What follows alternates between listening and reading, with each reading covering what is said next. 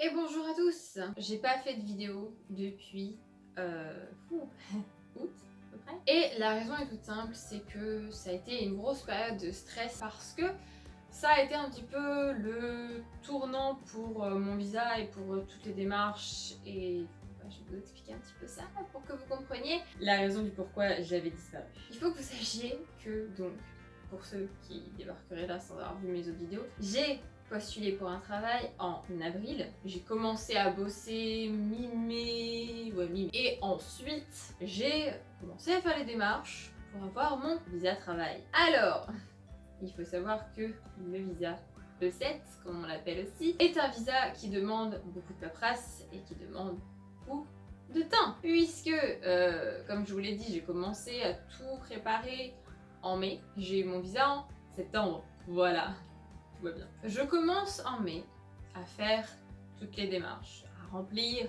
les formulaires, à faire les demandes de documents. Et là commence la grande aventure. Parce que oui, c'est pas si simple. Ça se saurait sinon. Pourquoi tu bouges?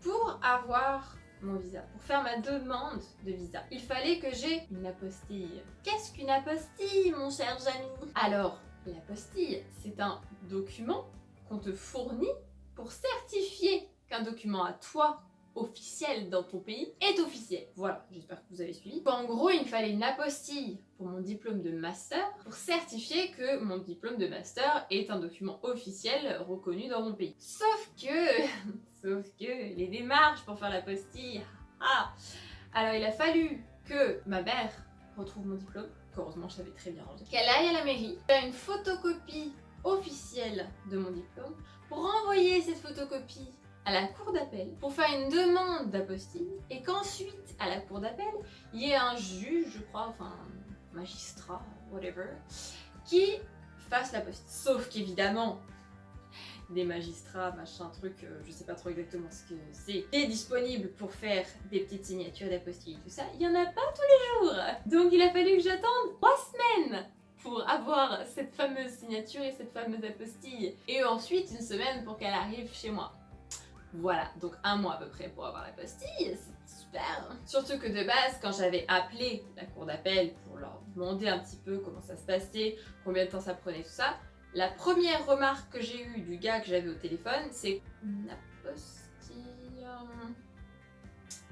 en fait, j'ai aucune idée de ce que c'est, donc du coup, je vais aller demander à mon collègue. Alors, heureusement que ma mère est en France, parce que là, accessoirement, toi, quand t'es en Corée, pour faire les démarches, pour faire les papiers machin, en France, si t'as pas quelqu'un pour t'aider sur place, bah t'es un peu dans la merde. Oui, voilà. Donc, j'envoie la photocopie du diplôme, j'envoie tout ce qu'il faut d'autre et tout ça, et là mon collègue me fait « Il faudra aussi tes relevés de notes. » Je fais « Mes relevés de notes de tout de mes licences que j'ai fait genre il y a 10 ans.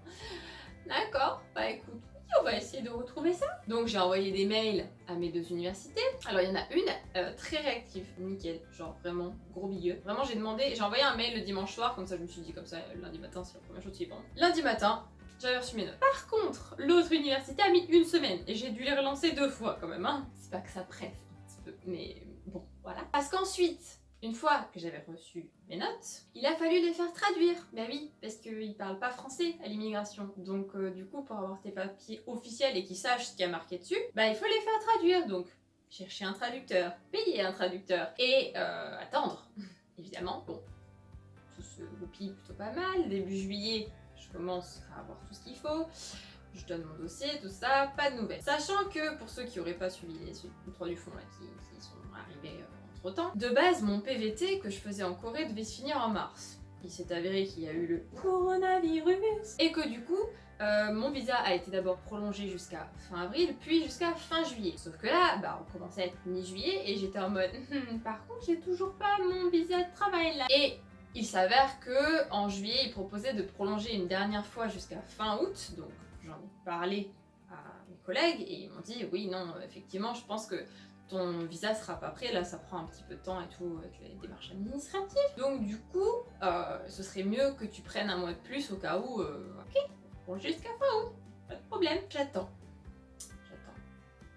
Et puis là, j'ai une petite réunion, début août, avec ma boss. On discute un peu du visa, parce que bon, c'est vrai que Enfin, moi j'avais eu contact pour donner tous les documents et tout ça, mais en soi je savais pas trop comment ça allait se passer et tout, donc voilà, on se fait une petite réunion pour mettre ça un peu au clair sur comment ça va se passer. Entre temps, avant cette petite réunion là, j'ai dû appeler l'immigration pour leur dire que je voulais prolonger mon visa et qu'il y avait un petit problème, c'est que mon PVT devait se terminer en juillet, le 31, mais sauf que pour prendre des rendez-vous, il n'y avait plus de place avant le 4 août. Donc j'appelle, je leur explique.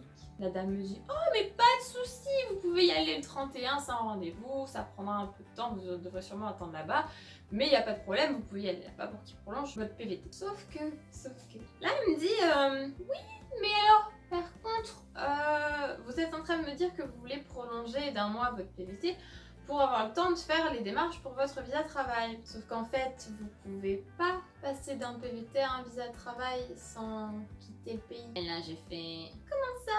Sans quitter le pays ?» Et là, cette charmante dame m'explique qu'en fait, la France fait partie des exceptions. C'est les petites lignes en bas du document que personne ne lit jamais. Et que ces pays-là, ils peuvent pas annuler leur PVT s'ils sortent pas du pays. Ils peuvent pas... Non, c'est pas possible. Même en pandémie mondiale, c'est pas possible.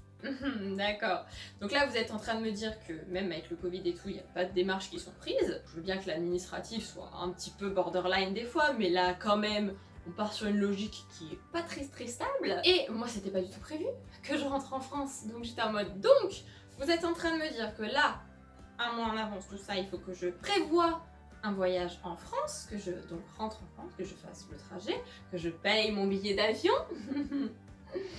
Ça commence à faire cher tout ça, un petit peu quand même, hein. Je me dis, premier coup de stress, mais c'est pas grave, c'est pas grave. Ah, c'est pas grave, je vais voir ma famille, mes amis, ça va me faire 3 semaines un petit peu chill et tout, changer un peu d'air, hein, changer les idées, tout ça, y a pas de problème, on va s'arranger. Sauf que ce n'était que le début des rebondissements. Parce que, donc comme je vous l'ai dit, discussion avec ma boss. Et là, j'apprends qu'en fait, le visa E7, même si tu as une entreprise qui te sponsorise, même si tu as ton dossier qui est complet, même si tu remplis tous les critères, bah en fait, l'immigration peut te dire d'aller te faire foutre. Et le truc, c'est que moi, j'ai un master d'édition. Sauf que des E7 éditions, il n'y en a pas. Voilà.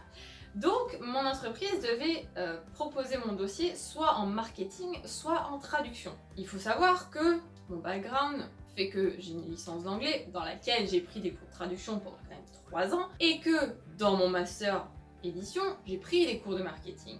Donc techniquement, je rentrais un peu dans toutes les cases. Sauf que, comme il n'y a pas marqué marketing ou traduction sur mon diplôme, bah ma boss m'a expliqué qu'en fait, ça risquait d'être un petit peu galère de faire passer mon dossier. Alors que moi, à partir du moment où on me dit t'es prise, on te sponsorise le visa, moi c'est 100%, ok, c'est parti, on te fait le visa, il n'y a pas de souci. Sauf que bah là, non. En fait, j'apprends vraiment, là, d'un coup, que potentiellement, bah dans 3 semaines, 1 mois, je devrais rentrer en France chez moi avec pas de visa, pas d'avenir, pas de projet. Voilà. Super. Donc, petit coup de stress. Parce que bah du coup elle m'explique aussi que bah voilà mon dossier va être déposé, mais ce que le truc c'est que bah ça va prendre du temps avant d'avoir la réponse de l'immigration et que ça pourrait prendre 2-3 semaines et que du coup moi j'étais en mode donc en fait là ça veut dire que j'aurai pas de réponse de savoir si je pars pour 3 semaines ou si je pars pour on sait pas trop combien de temps avant une semaine avant mon départ. Donc là je vous laisse imaginer mon état d'angoisse et de stress après cette réunion et tout ce que je venais d'apprendre. Oui, miaou. Effectivement, je suis d'accord avec toi, ça m'a mis un peu dans cet état. Là commence la galère. Puisque, pour ce petit chat, que vous voyez peut-être à la caméra, je ne sais pas si vous pouvez le voir. Je pense que vous pouvez le voir. Parce que le petit chat, il peut pas voyager avec moi parce qu'il a pas des vaccins qui datent d'assez longtemps. Donc ça voulait dire qu'il était obligé de rester ici. Donc ça voulait dire qu'il fallait que je trouve quelqu'un pour le garder 3 semaines, mais potentiellement qu'il pouvait le récupérer après les 3 semaines si jamais je ne revenais pas. Plus, sachant que bah, j'ai un appartement quand même, que normalement je suis censée donner 1 mois de préavis pour récupérer ma caution qui est quand même de 800 €. Qu'est-ce que je fais au niveau de mon appart? Est-ce que je leur dis bah voilà, est-ce qu'il y a potentiellement une chance que dans 1 mois je vous rende l'appart parce que je vais partir? Ou est-ce que je le garde au cas où? Enfin voilà, un tas de questions et tout ça. Et en fait au final, je refais une discussion, je refais une conversation et on me dit bah en fait on a fait le max possible.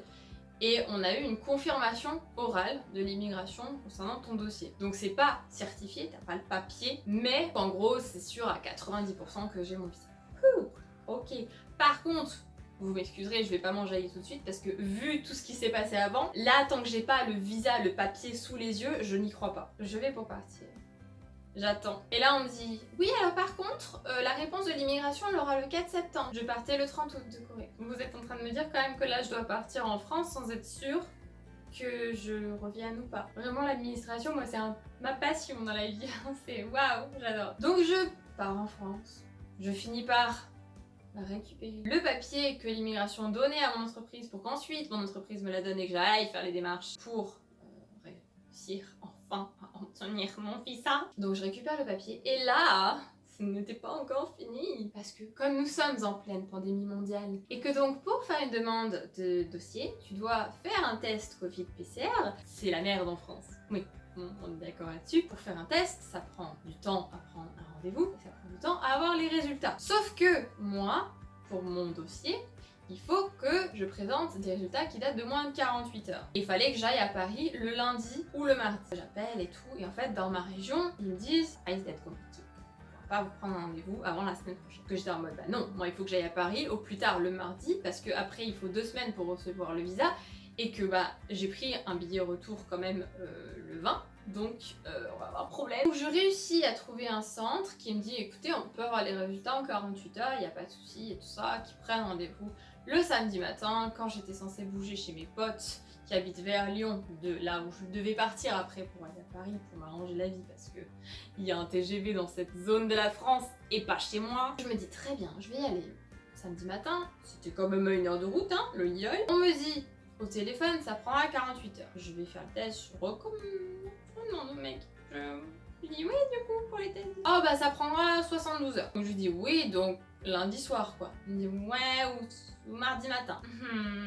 Par contre, je vais être sûre de les avoir au moins mardi matin, parce que moi mardi matin je suis à Paris. Je fais mon test, je me dis bon, je vais attendre avant de prendre mes billets de train, savoir si je pars lundi, le mardi, je sais pas. Et en fait, vraiment, nickel, les bestes. Gros big up sur eux aussi. J'ai eu les résultats le dimanche après-midi. Donc je suis partie à Paris le lundi, j'ai déposé tout mon dossier et j'ai fait salut! Allez, maintenant il n'y a plus qu'à attendre, j'ai plus rien à faire, j'ai plus de stress à me mettre.